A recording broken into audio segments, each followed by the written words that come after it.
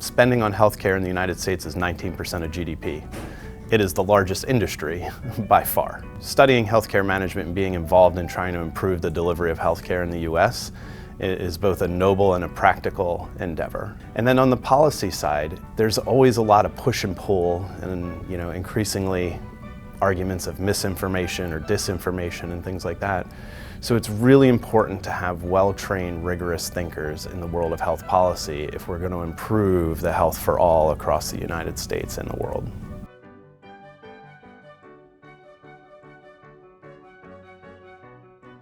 So she has a legislative fellows program where she trains students and they're going and providing legislative research support to the state of Connecticut's legislature. That linking of research to the teaching and then giving the students an opportunity to take that research sort of expertise that they're developing and deploy it to affect policy is a real strength of the department.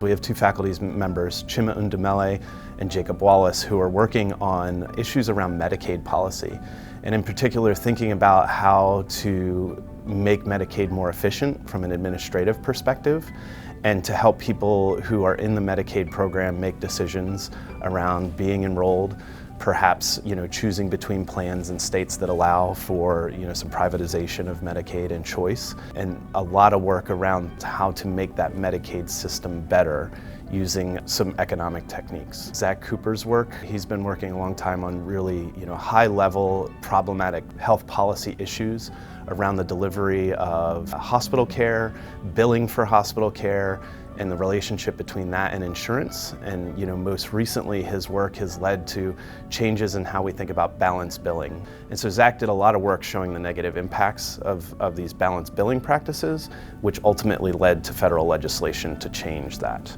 And then we have other faculty who are working in the areas of mental health and substance abuse policy.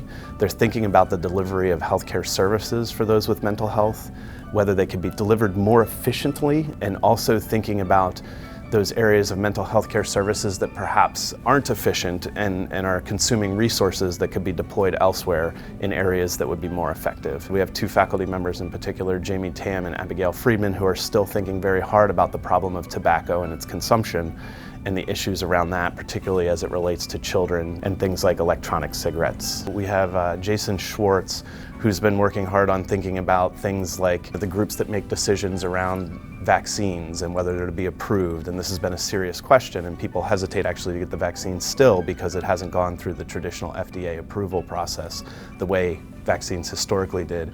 And he's done a lot of work along with one of our senior colleagues, David Paul-Thiel, in thinking about policy modeling around how people respond to these different bits of information that come out about COVID vaccines and other COVID prevention measures. When the pandemic first started, they were integral to the state of Connecticut, Yale University, and some of what they put out was a model used around the country by other universities and other states for COVID mitigation measures. So if we're talking about real-world impact, we have faculty that are doing work that's changing lives day by day.